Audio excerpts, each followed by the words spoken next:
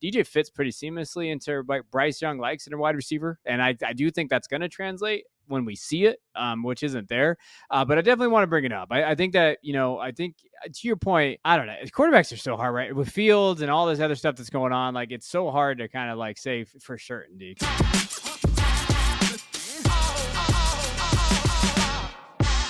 What is up, guys? Today on the Football Guys Dynasty Football Show, we'll examine week 3 of the fantasy football season.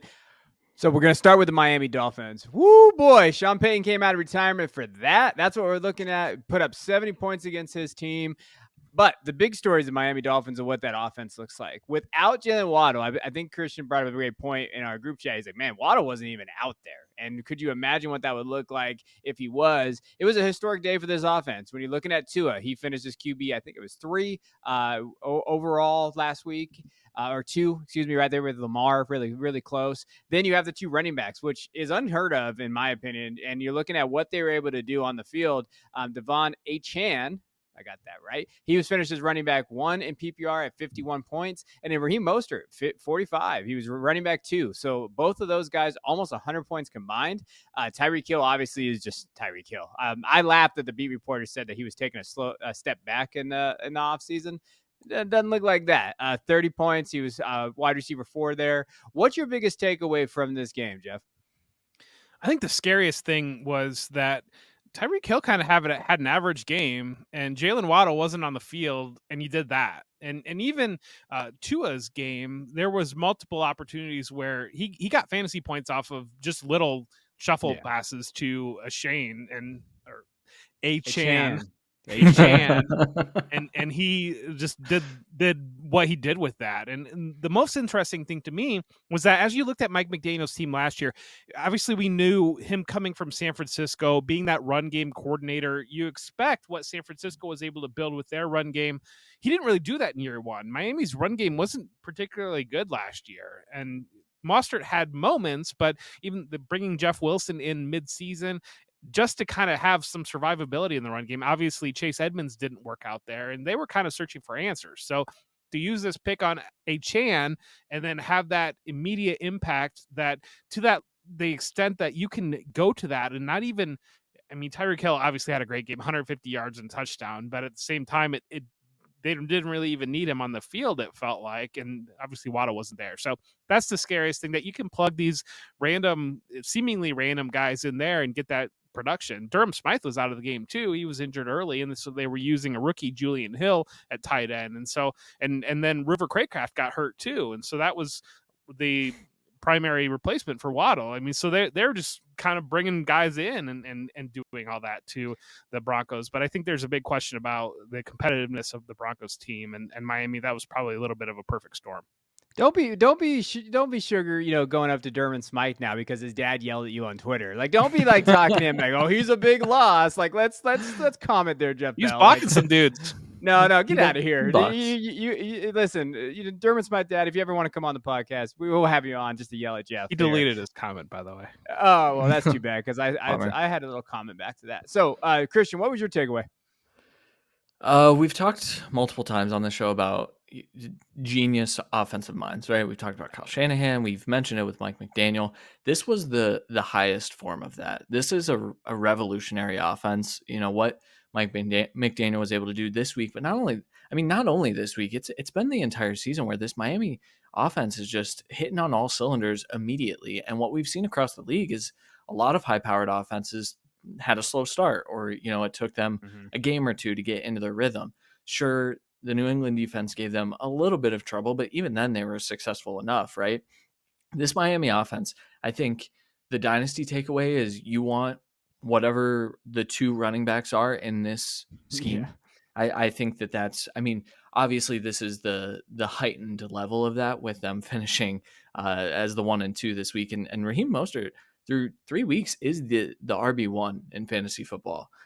And I know Achane didn't play that first week, and I think he barely got in week 2, and we kind of saw what that looked like in full form this week. But I don't obviously expect this to continue, but I do think that this run game is just so dynamic. It's so creative. The things that they're able to do make those running backs rosterable. And I think from a dynasty perspective, I think maybe we're still a little bit low on Mostert, because I'll tell you what, we talked about him a little bit. Like, this is the league guy heading into the season. To me, this looks like a guy that might have a couple of years, and I know Achane is there. I just don't think that this is ever going to be a single back type of backfield anymore. So, yeah, to me, I mean, the takeaway is that this Miami offense is one of those offenses where you want really every piece, but the running backs especially, I'm excited for moving forward.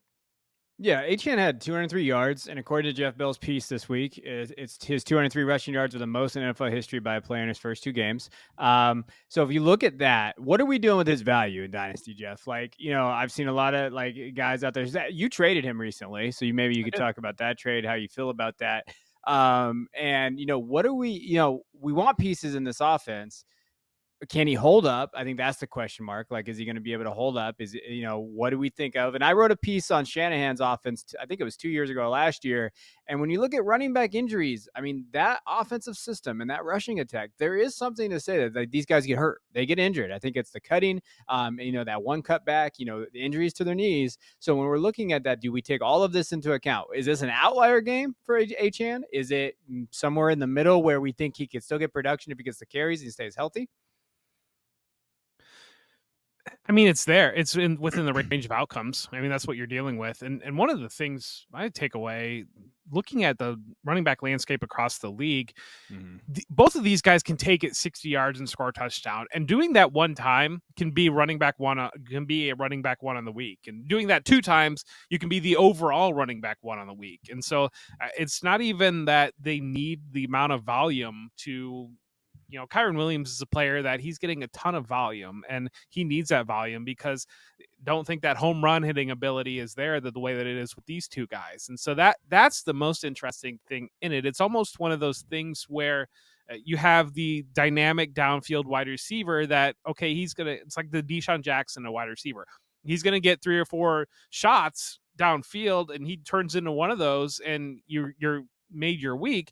Well, these guys are not getting the ball thrown to them down the field and not having that level of difficulty involved in it. They're getting the ball handed to them, and they could do that on any play. And so, and the scary thing is that so many NFL defenses have legislated that out of the game. You don't see, like, you watch a college football Saturday and you see these backs take the ball 60 plus yards with almost regularity. You don't see that on an NFL field because of the difference in speed, because of the way that defenses are structured. The fact that these guys are able to erase those angles and to hit those big plays on those types of things, that's the biggest takeaway. But yeah, this kind of performance, I mean, a 45-point performance is within the realistic range of outcomes every single week while it's looking at it right now. And it's going to be, I mean, everybody knows I'm a Buffalo fan and they're playing Buffalo this week. Maybe Buffalo figures something out, but I'm very, very nervous about that being the case. In terms of dynasty value, so I traded him away along with Darren Waller. I got a first-round pick from a team at the time that was 0-4. And so I was pretty excited about getting a pick from a team that was 0-4 at the time. And that league's a little bit wonky where you don't need to start a tight end. So his value is kind of not where it typically is in a league. And so I was happy to get that pick, and I'm still probably happy to get that pick. But at the same time, there certainly was, I missed seeing Achane out there for my fantasy team. Yeah. Any last takes, Christian? I just wanted to. So about a month ago, I traded for Achane.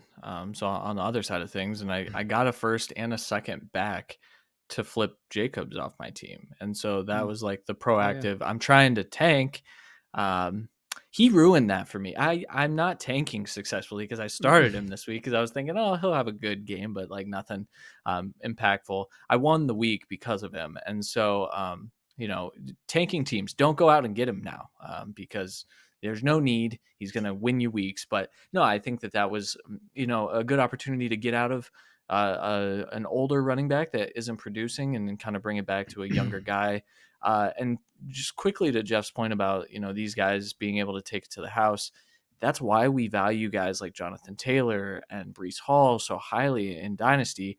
And I think that's, I'm not saying Achane is up there right now, but I think, a few more weeks of this and you can kind of lock him in as a Dynasty RB1 because of that ability. And that's kind of what separates him from the rest of the league. So And I do he think. moved up Oh, go to ahead. RB. I think he moved up to RB12. I saw on Keep Trade Cut went from 32 to RB12. But I do think that Mostert's the more interesting dynasty acquisition to me because I think in Dynasty everybody's got that Dynasty brain. They're going to be excited to have Achane, but I think people are thinking, well, Mostert was found value for me, and if I can get something for him, whereas I think Kevin makes a great point that, and Mostert has made the point himself, because he had a late start to his career, he feels fantastic. He doesn't feel like where a typical running back is at, I think it's age 31. I think to that point with Raheem, this is also what we were talking about with team building.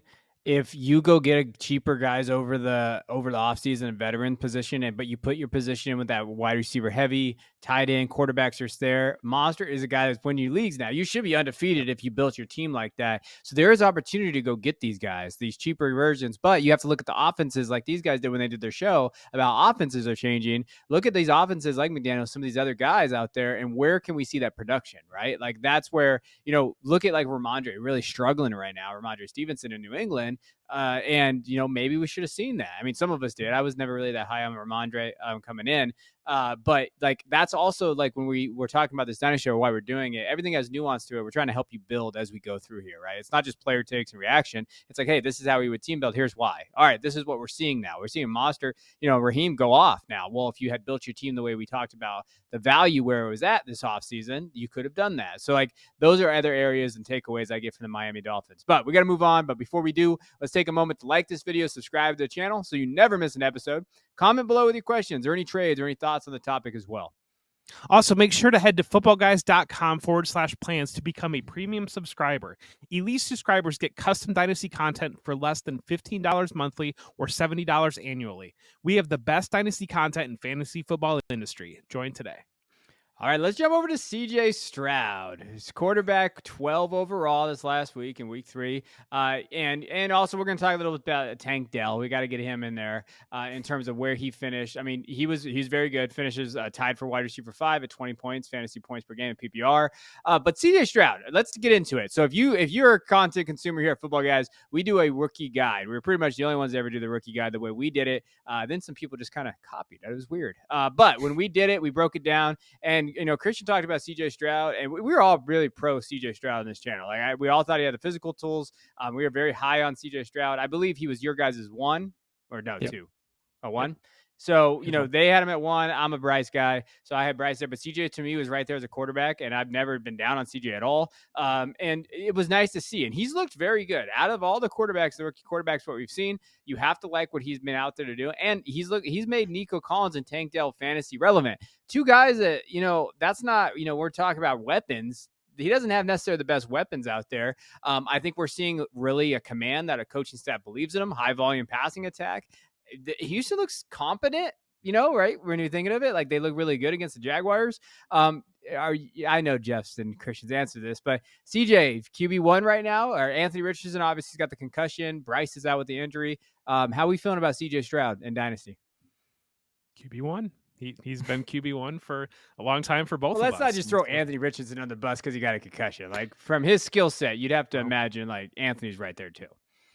He is. Certainly. Yeah, it's very, very close. I think that all the things that you wanted to see from CJ Stroud have shown up 3 games in. And I think that you look at the skill set, and I mean, his rookie passing numbers right now are on pace for a guy like Justin Herbert, and we've seen the value that Justin Herbert has held in Dynasty.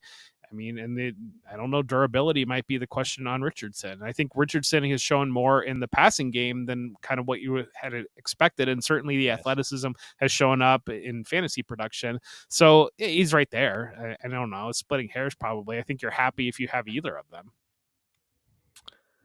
I'm more than comfortable putting them into my top 12 in Dynasty. I do still have Richardson a little bit ahead. He's got that rushing ability, but my hot take is that even Herbert, I think Herbert, when he was a rookie, he won because he had a big arm and he could be late on throws. CJ Stroud is throwing with more anticipation than I think I've ever seen from a rookie, like ever.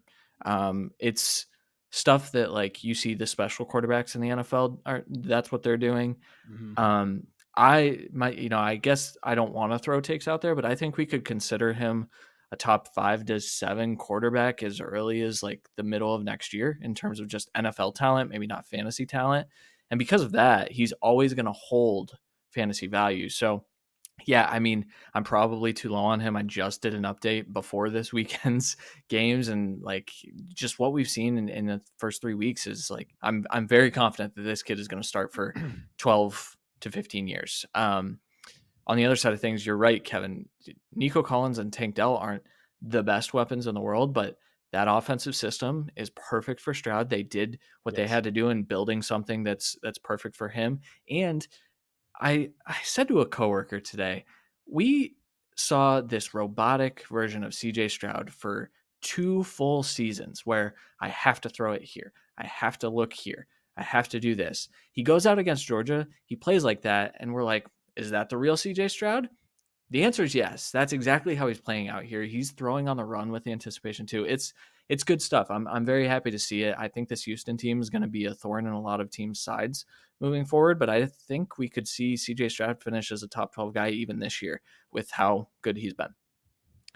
I think an important thing to talk about with him is the amount of wide receiver production we are seeing come out of Ohio State. And we've seen in the past, especially last offseason, we saw these guys link up with their friends. We saw, AJ Brown, we saw Hollywood Brown, we saw Devontae Adams, all kind of steer their way to guys that they had prior relationships with. And so CJ Stroud has a plethora of options that have prior relationships with him, between Chris Olave, Garrett Wilson, Marvin Harrison Jr., and then Emeka Ibuka coming out, just to name a couple.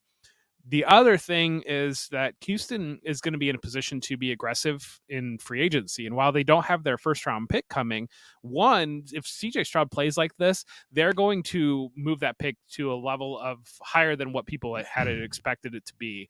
Two, having that cap room, and there's a guy down the road in Ohio, in Cincinnati, that looks like is going to be a potential free agent. And so, I mean, the Texans could go out and court T. Higgins and say, hey, you can be CJ Stroud's number one wide receiver, and if he has a season like he's going to have, I mean, our comp in the rookie guide was Joe Burrow, and so that could be a situation where if you plug a guy like T. Higgins into that offense, or you have one of these guys from Ohio State kind of force their way there, and you move Nico Collins and Tank Dell kind of into their more natural positions long term, I don't think either of them is a one, but I think they are definitely have the potential to be solid 2s and 3s in there. And the other thing I wanted to say too is I've seen some dynasty rankings from people that I really respect, and they still have Dak Prescott very high, in some cases above CJ Stroud, and Deshaun Watson in some cases above CJ Stroud too.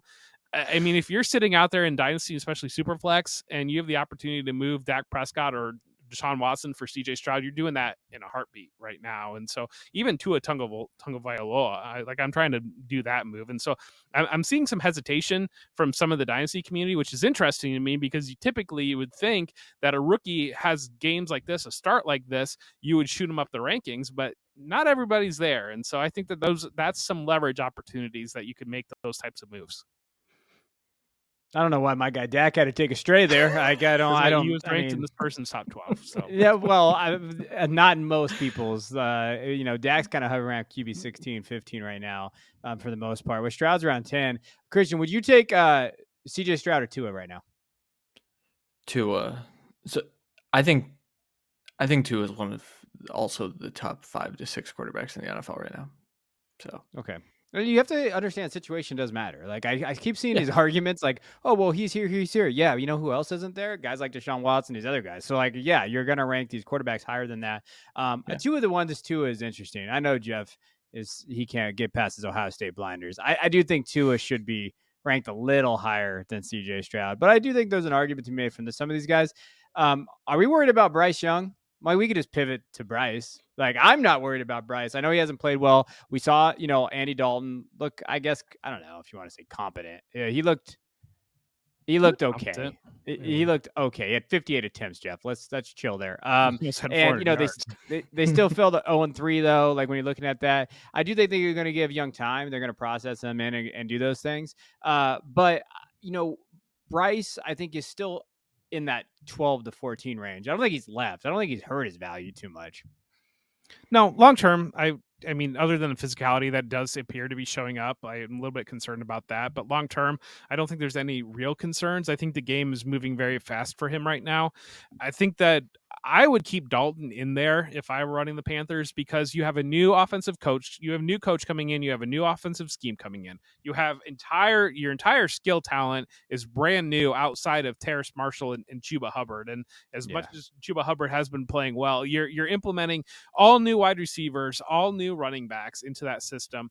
I think that that's a situation. I want Dalton, who has seen a lot of different things in the NFL, to kind of study that and to kind of lay a baseline of get everybody else comfortable. Let's get everybody else comfortable in the scheme. Let's get everybody else up and operating. And then let's put Bryce in to a position where he can succeed, instead of his head swimming while everybody else's heads are swimming, learning the playbook and everything else going on.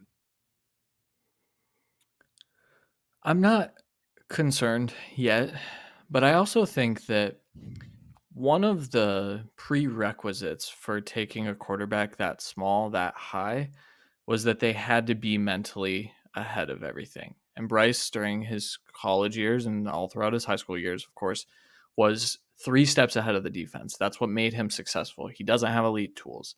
He has some escapability and ability to make plays off structure, but when he gets off structure, the arm strength isn't quite there. It's not even really, I mean, I would call it adequate. I wouldn't call it good.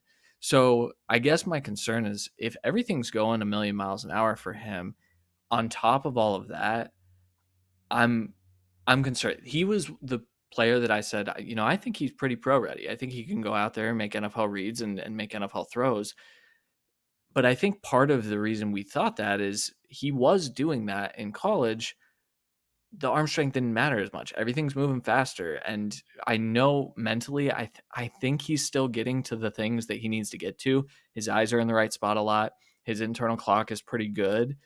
So I still have some hope, but I'm also like, if he comes out here and this is his entire rookie season, I'm slightly concerned that we see either a value dip and maybe that's the time to buy, or maybe he's just not going to work out. I know that's way too early to say something like that, and that's why I'm saying, like, I'm not there yet, but I would like him to get back onto the field soon so that we can see some of that growth. I think having DJ Chark out there would certainly help him. He didn't have that, and I think that is a big component to this offense. So I would like to see him with the full plethora of weapons. I would like to see them maybe even add to that, because right now, I mean, I know Andy Dalton had 8 million yards on 8 million attempts, but we need to see something better from that group. And I'm not to the worry part yet, but we're close. So. Hey, shout out to me and Christian for being the only DJ Chark fan still out there. We're still he's crushing it on my best ball teams. I just want everybody to know out there, like he's doing that. And I do think when we talked about him, we did mention like Bryce and DJ will have a connection, because I think that DJ played, based on his college and what he did in college in that offense, like DJ fits pretty seamlessly into like Bryce Young likes in a wide receiver. And I do think that's going to translate when we see it, which isn't there. But I definitely want to bring it up. I think that, I think to your point, I don't know. Quarterbacks are so hard, right? With Fields and all this other stuff that's going on, like it's so hard to kind of like say for certainty. Because you look at the class with Wilson, Lance, Fields, all those other guys. You look at Kenny Pickett. Kenny Pickett's looked bad, but then he won and he looked okay at times. And you're like, where is that at? I think Bryce is still a good quarterback, but again, situation really matters for these guys. And I think Stroud found himself in a very, very solid situation, which is crazy to say when it's Houston Texans, but he did. He found himself in a good spot. All right, I want to pivot over to Quentin Johnston and talk about him in terms of this Chargers offense now. With when you're thinking of injuries, when we're talking about Mike Williams, he's being out for the year with a torn ACL. We have Josh Palmer being in there, and then shout out Jeff. He always wants to get his takes right. So Josh Palmer, he did talk about Josh Palmer playing a pretty big role in this offense when he was doing the training camp reports for Football Guys, and he did hit that, but when you're looking at Quentin Johnston, and when I looked at his rankings right now, his dynasty rankings, most people have him between wide receiver 28 and 38. So he's across the board. And when you're thinking consensus wise, he was in the 20s, early 20s, sometimes 19, 18 before the season started. How out are we on Quentin Johnston from just that, from a dynasty perspective? I mean, he has not performed this year. He's going to have to step up now, right? Like that's going to have to be there. They do have Palmer, but he's going to have to see something there. On a scale from 1 to 10, Jeff, 10 being the most worried, how worried are you about Quentin Johnston's dynasty outlook? He's right on pace where I expected him to be. So I'm not Okay. overly worried yet. No, I didn't expect him by week 3, week 4 to be ready to plug in and be a starter. So he's right where I thought he would be. I mean, I said in the He only played training 16 camp, snaps though last week, right? Yeah. And I said in the camp reports that essentially I view him similar to the way the Chiefs are using Kadarius Toney, where when Kadarius Toney is coming into the game, he's going to get the ball almost assuredly. That's the way that the Chargers treated Johnston in the preseason. They used him in situations they had him in backup in games playing with backups where they had him with the starters, but when he was in there, the ball was going to go to him. And so I think that that's the type of thing of they're keeping him engaged. So while he might not have those reps, might not be playing those snaps, when he is in there, he is involved. And so I do have that expectation. I had just tweeted prior to the show that I kind of wonder if this is an opportunity for them to move to more 12 personnel, because Donald Parham has played very well and they like Gerald Everett quite a bit. And when you look at the way 12 personnel kind of works and what the league is doing with 12 personnel, those are two tight ends with complementary skill sets where you can kind of use Everett as that big slot, move him around formation, have Palmer as that outside receiver, kind of step into that Williams role. And so I kind of wonder if we might see a little bit more of that along with their struggles to run the ball. I mean, they haven't been able to run the ball the last 2 weeks.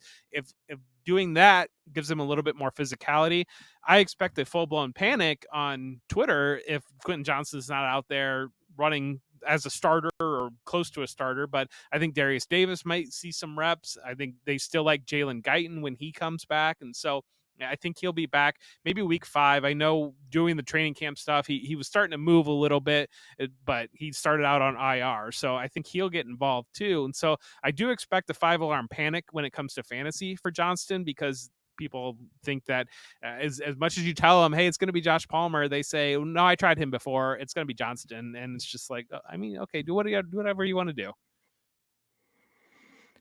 Yeah, panicking about a rookie that was expected to be a year 2 impact player is kind of crazy to me. I understand that he's not gotten out there. They've had 2 of the better wide receivers in football out there for the entire season so far. Of course, Mike Williams with this injury, I think Johnson has an opportunity to get some more snaps. I think Palmer is the go-to though, and I think that was always the plan. The plan for this team was, okay, Mike Williams and Keenan Allen, we can't afford them next year with Justin Herbert's new contract. We can't afford them, so we need to go out and build. And it doesn't necessarily have to be the best guy. Now it's someone that we think could develop. Quentin Johnston's still developing. The panic is crazy. He's still a great dynasty investment, in my opinion. If people are panicking, this is the buy time.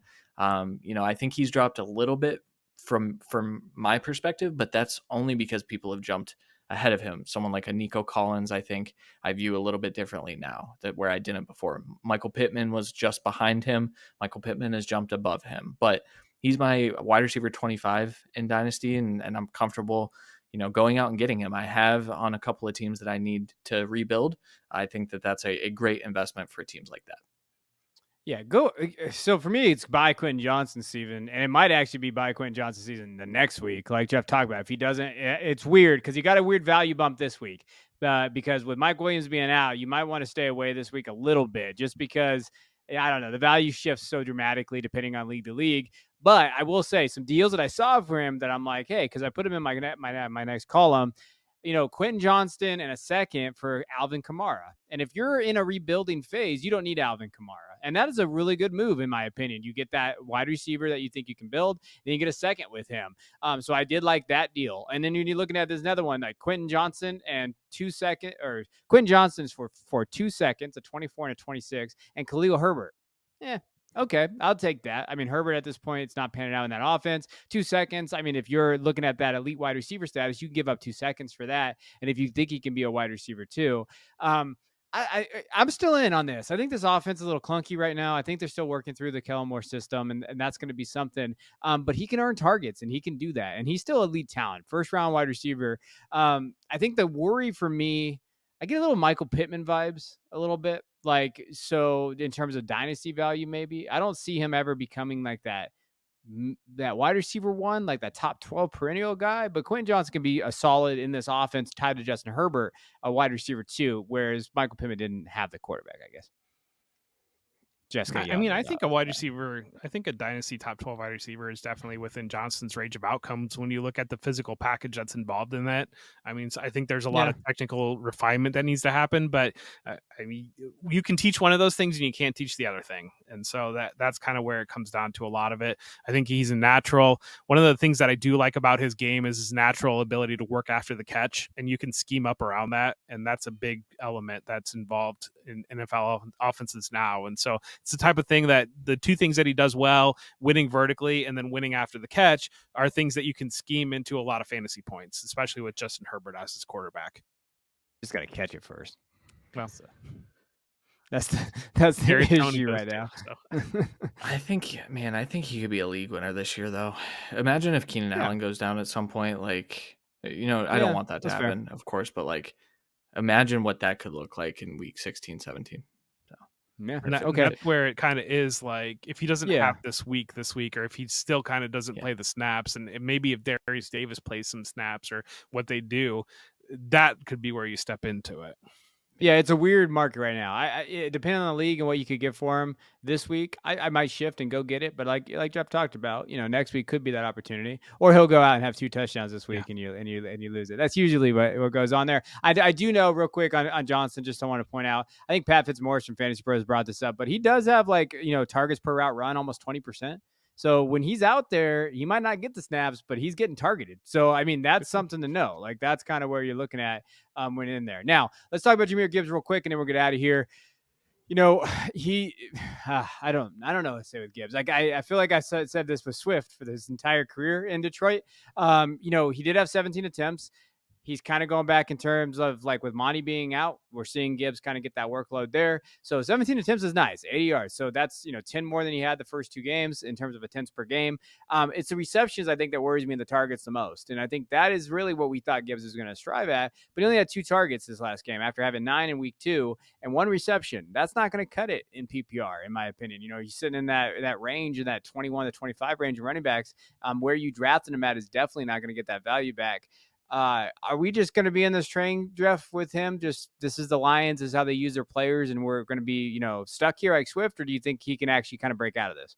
I think he can break out of it. I think the interesting thing with him, and we saw this kind of with Kareem Hunt when he was kind of in his prime with Nick Chubb, is you lose the guy out of the lineup and everybody expects that, oh, well, this is going to be a big bump there. But if Jahmyr Gibbs is going to transition from, I think week two, he had like 9 targets, I believe it was. So if he's going to transition from getting 9 targets in week 2 to being essentially David Montgomery's job, if David Montgomery's out of the game, that concerns me. That's the type of role shift that I don't love, because I think that you want him that involvement in the passing game, especially in PPR or half PPR formats. We know the value of a target is like 2.5 points relative to the value of a rush, and so he's actually losing value by becoming more of that lead running back role.